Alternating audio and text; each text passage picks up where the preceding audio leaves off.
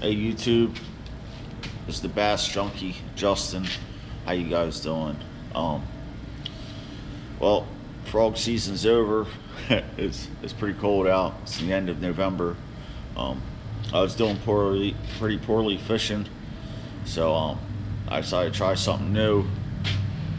I started messing with swim baits about a month ago, just the smaller ones, and had some luck.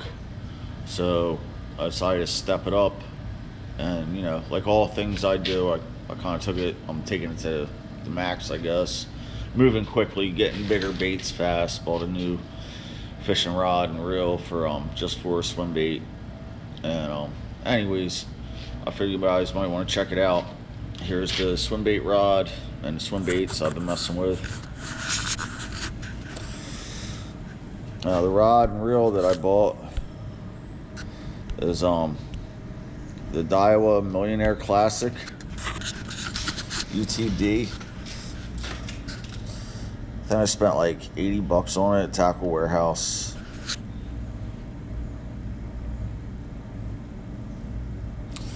I like it. I mean, it's a simple one. You can tell it's not the expensive one. Your bail is just this little button here. I had no idea what this was up here. It's the clicker for if you got a fish, if you're fishing saltwater and something takes your bait, and lets you know if you're not paying attention. The baits I'm using, here's your spool tensioner, and I got this tightened to the max, and it still doesn't hold my baits up. They still drop, they free fall, but that's all right. It casts really well. I mean, I cast a mile with this thing without a problem, no backlash. I've got 65-pound spider wire on it, the Invisibraid Ultra Cast, and I'm liking it so far. I don't know if it's really invisible underwater, but anyways, I got it on a Diawa, the DX, the 8-foot heavy. It's a long rod. I didn't really realize how long it was. It just fits in the back of my pickup truck if I turn it a little cockeyed. But the handle's nice. You can tell it's good cork. Like my 13 fishing and all my other, I have an ugly stick and a lot of other cork handled rods. And this feels a lot softer. This is closer to my Shimano Corrado rod. The cork on this. And it's comfortable. It's light for the size of it. I haven't caught a fish on it yet. I just got this one yesterday, so and I cast with it and fished with it for about an hour and a half, but I had stuff to do last night. And then the one I've been using is the Savage Gear, the Browser. It's a 7.4 medium heavy. It's not a swim bait rod, but that's what it's been being used as. And I've got a Spartacus, a Cast King Spartacus on there with 14-pound fluoro. I think it's the Sunline Assassin. And I don't really like the stuff, but I mean, I've caught some fish on it. I caught a couple bass on it. Believe it or not, on some of the, it's small swim baits for most of these, but big for those of us that haven't used them much or who haven't used them at all. I have a couple 4 inches, and I've been catching perch on that. I can't believe it. 4-inch swim baits, hard baits, and a couple bass on it. So, and here's the baits I got. I got the Huddleston 68 Special, the weedless version.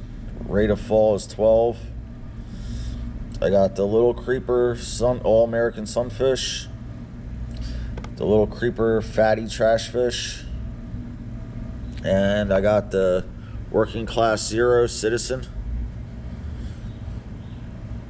Now, I really like these baits. I haven't used the Citizen yet, but I'm impressed with the way this guy, I think Mike is his name, the way he poured it is, you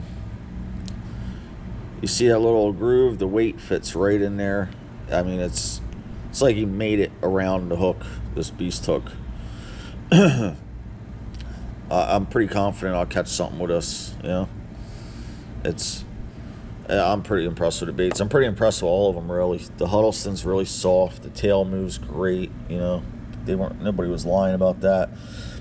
The little sunfish is what I've been catching. Actually, day before yesterday, I got a nice 2-pounder on this. You know, and the little fins all move, and you know, really lifelike. I've been getting bites on it too. I just had problems setting the hook the first day I used it. So, anyways, that's the soft baits I have. I have the Huddleston bluegill top hook. It's supposed to be weedless though, the way the dorsal fin, I guess, is, or top fin. And I have another 68 special in raccoon perch or yellow perch, whatever you guys want to call it, coming, because that's most of what we have in the ponds and lakes around me in South Jersey.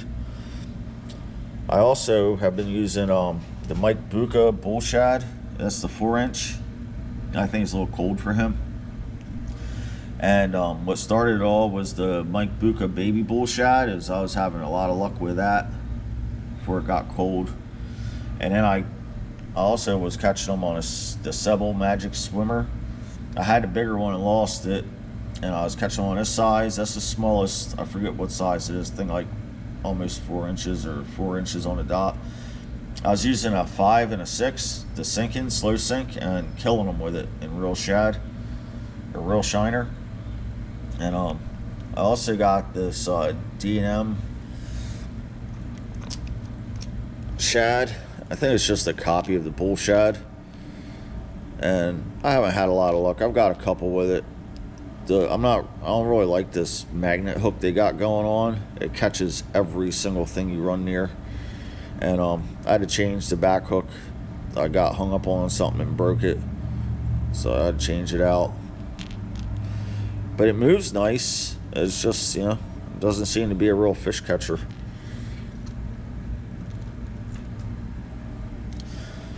Now before this, I was just using Kitex and some Zooms, the Super Flukes or whatever they are. But anyways, thought I would share what I'm working with for any of you guys that are just starting off. A little bit about the Mike Bucca bull shad is I wish I would have got the 5 or the 6-inch. I think I'm going to order the 6-inch. The 4-inch is a lot smaller than you think it is, and a lot lighter than you think it is. It's pretty heavy for the size, but I think you'd be better off with a 5 or a 6. You know, I don't think he's a big enough presentation. I think it'll move better too the bigger it is. This one, it didn't move quite right at first, and then it's like it's starting to break in or something. I had to twist it a little bit. He was running to one side. There's a video with Mike Bucca showing you how to adjust these. But it's starting to break in and swim a lot better. You know, so hopefully I catch some fish on it come spring. But anyways, for anybody who's thinking about getting into swimbait fishing, you know, I'm just starting. And I'm probably going to make a lot of mistakes. You guys are welcome to watch me, you know, make my mistakes. I'm pretty sure I already made one. I think I should have got a medium heavy instead of the heavy for my first swimbait rod for the Diawa, the DX. But, you know, this thing's casting pretty good. And after Christmas, I'll just order the medium heavy and another reel, so I'll have 2 setups. But anyways, man, thanks for watching, you guys. Hit the like button. Leave a comment. Give me some input. Tell me what you guys think or what I'm doing wrong. All right, thanks.